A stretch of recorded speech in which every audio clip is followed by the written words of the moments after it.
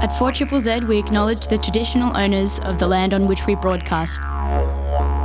We pay our respects to the elders past, present and emerging of the Turrbal and Jagera people. We acknowledge that their sovereignty over this land was never ceded. And we stand in solidarity with them.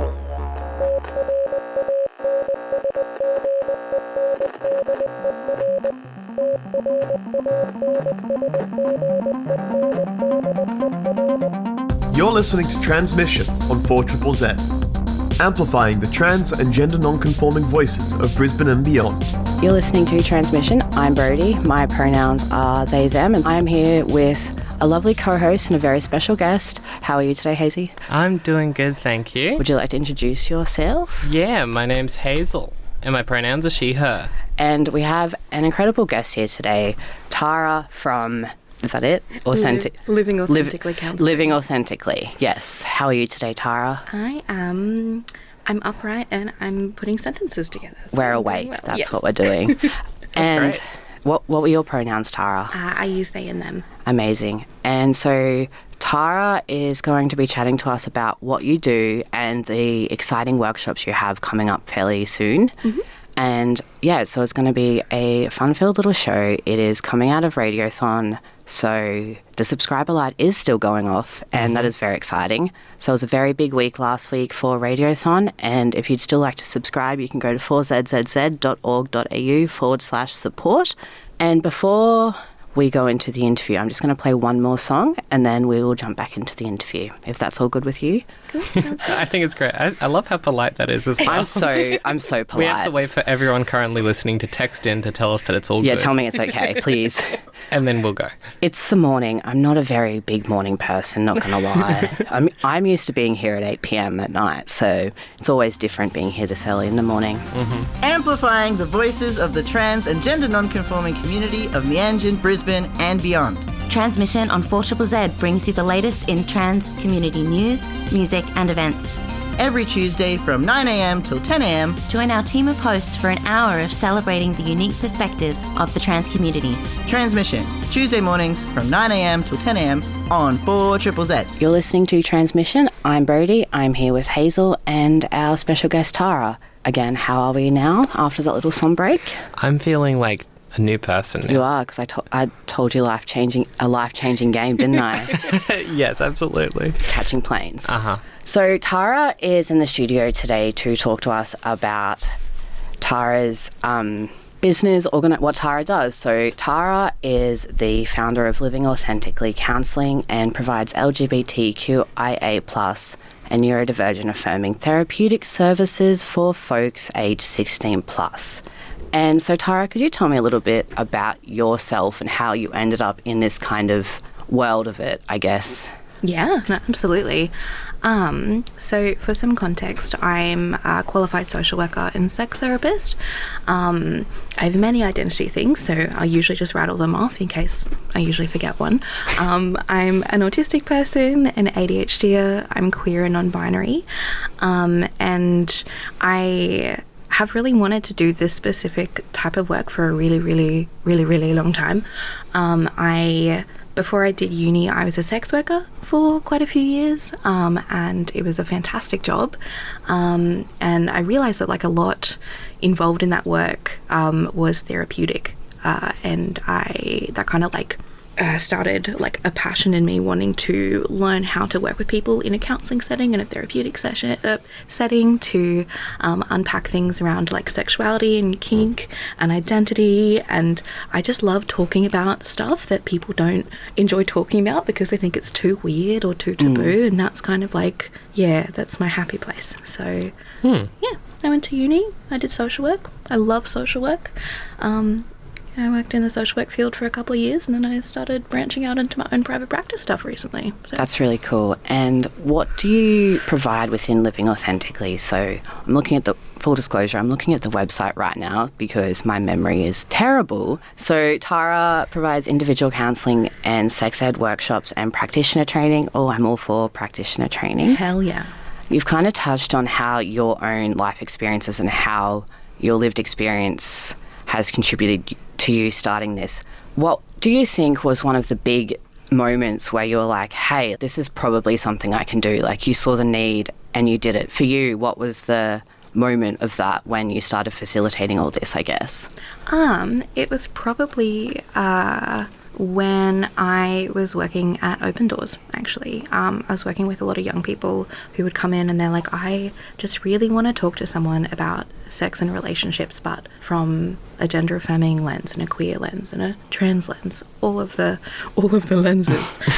And all of a sudden it was that, and it was, I guess, that combined with talking with a lot of like allied health professionals after I graduated about my experience being a sex worker, because I was pretty much, I felt like I couldn't tell anyone about the job that I used to do after I got a degree, because I felt like it was something that I kind of felt like the world would set on fire if I told anyone. Right. Does that make sense? Like, yeah, like it seems like it's an invalidation of your professional side. Kind of, yeah. And I think like I know there's a massive stigma around being a sex worker, and I was really worried that once I graduated with my social work degree, I wouldn't be able to like hold both at the same time, if that kind of made sense.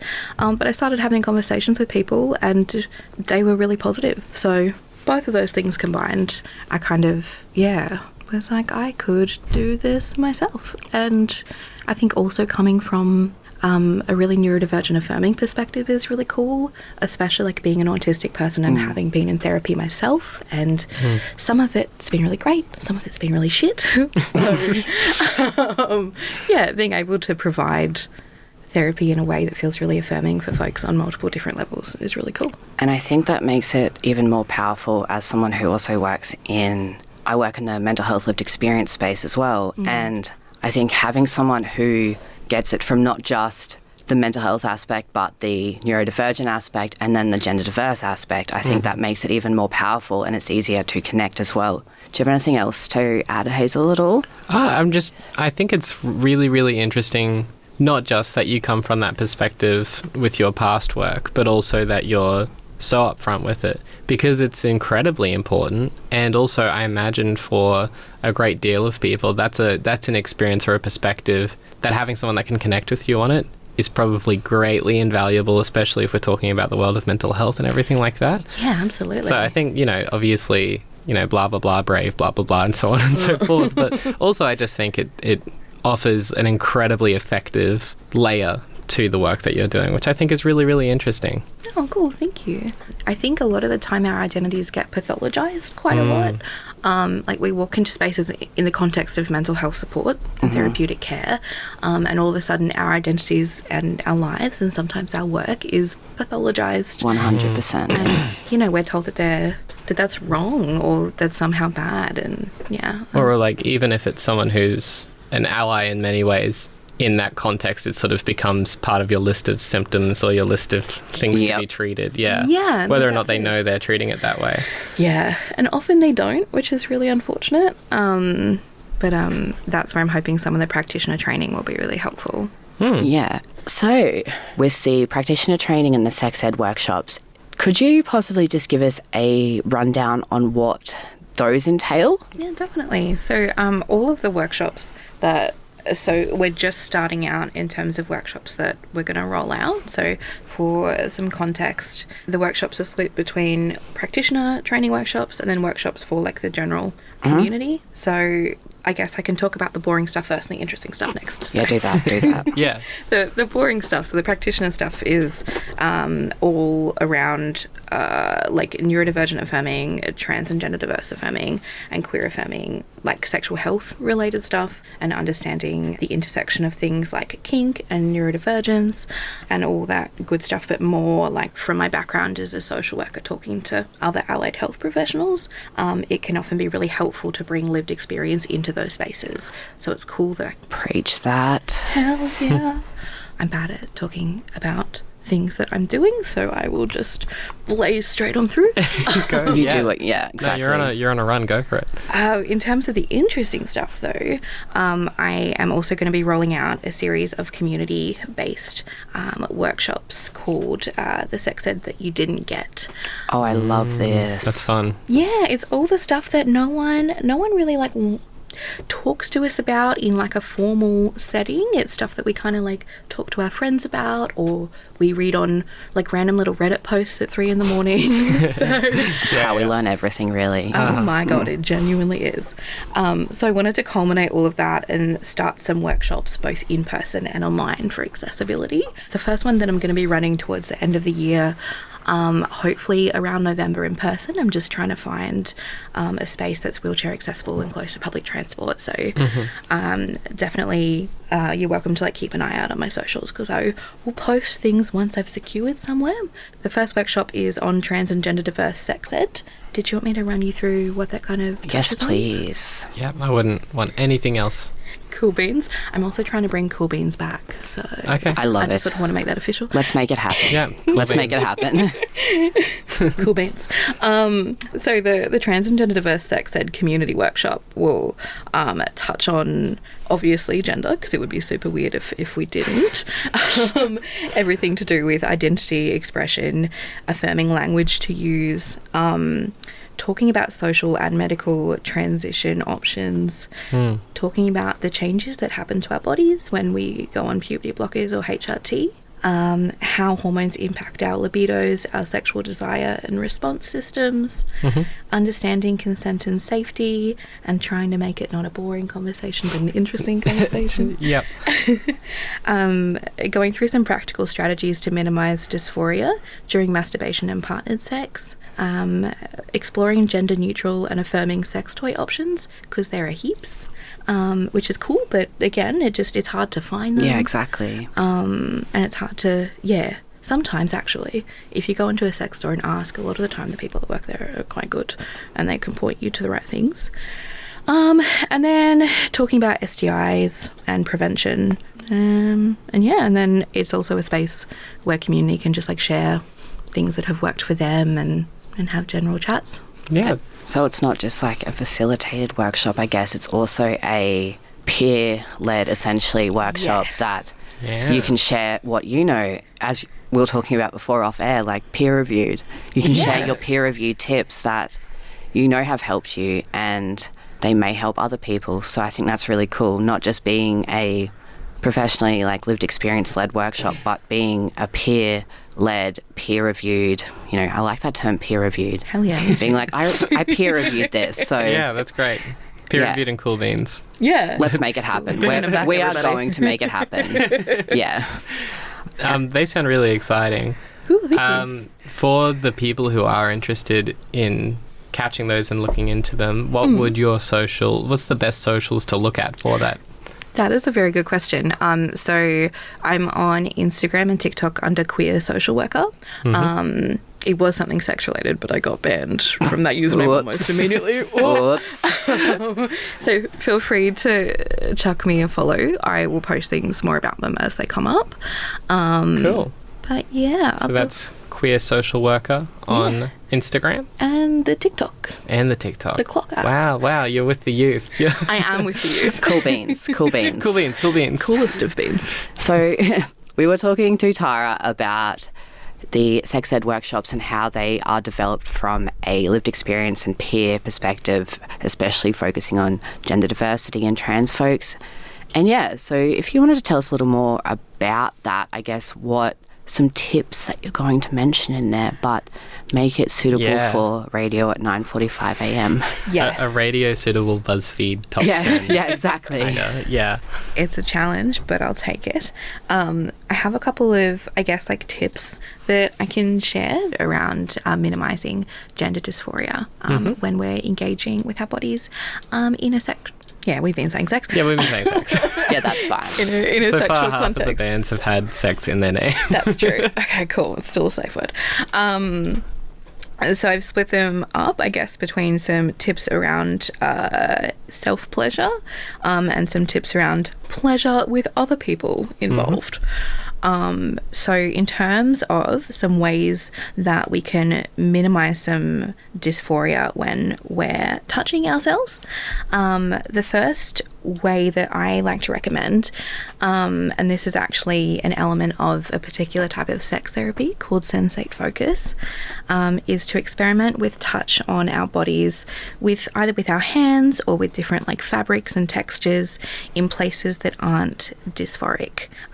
So I guess finishing, it doesn't need to be the goal of touching ourselves. It can simply be finding ways that we can touch or engage with our bodies that cause us to feel pleasure. So figuring out what that could look like in maybe some cool creative ways. This is usually where I give some examples, but obviously because the dysphoria is so different for every single person. Yeah.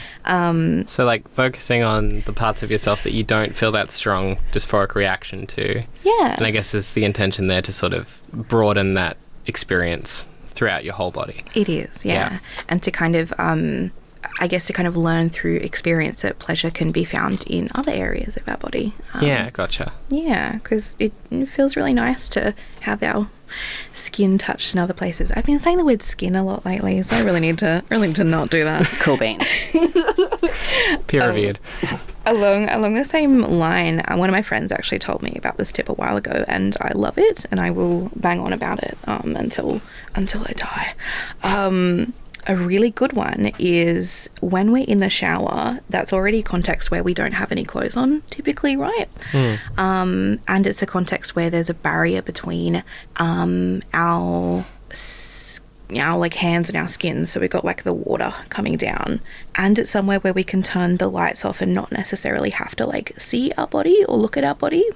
So that could be a time to potentially experiment with touching ourselves, and if the like hand to skin sensation is too uncomfortable, we can like look at maybe using something like a shower glove that like provides an extra kind of barrier, which might be helpful. So like a shower is a very accessible space where you can more comfortably experiment with things that could be dysphoric to you. Yeah, and I guess it's also a context where being naked is sort of like a prerequisite. Yeah, it's a space where you don't feel like there's a pressure attached to it. There's not sort of any of that stigma attached to it or anything like that. Yeah. That's very interesting. Yeah, no, I agree. I'm glad you brought it up. In terms of, I guess, some tips when it comes to engaging in a sexual context with other people, the big one that I always like to talk about is it's okay to ask people things. I am a very, very big believer in talking about sex and asking a lot of questions, and the more that you practice talking about it, genuinely the less awkward it becomes. I know it's one of those things that, you know, it sounds like it's not a real thing, but I promise with practice it gets better.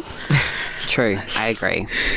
So it's okay to ask, and I encourage people to ask which areas of the body they like to be touched and which areas might cause or heighten dysphoria for them. And it's also very much okay to ask people what language they feel comfortable with when they refer to different parts of their body. Because again, this is so different for everyone, and if we assume, there's a very good chance we could get it wrong or accidentally cause someone to feel a bit uncomfy or very uncomfy, depending. Yeah. And it's also okay to have sex with clothes on. Clothes can help with dysphoria to cover certain areas during sex, and clothes can be really gender affirming. So if we think about wearing like lingerie or boxers or a mankini, if you will, I don't know. Just anything really that you feel comfortable in. Yeah. Exactly. Yeah, gender and clothing is really linked, so clothes during sex is totally okay. I find it kind of interesting that these are obviously like very, very important and very distilled processes for like being able to we've got more subscriptions coming in, by the way. Throughout this episode, we've just kind of on and off been having subscriptions coming through. We love the subscriptions. Up 4ZZZ, 4zzz.org.au/support if you want to support us financially. We love you. But what I found interesting about the tips that you're suggesting is that they're also like, you can see them popularized in sexual contexts a lot, like with, you know, the shower or different types of clothing and all that kind of stuff. They're popular in a lot of different ways outside of this sort of like more therapeutic approach to it.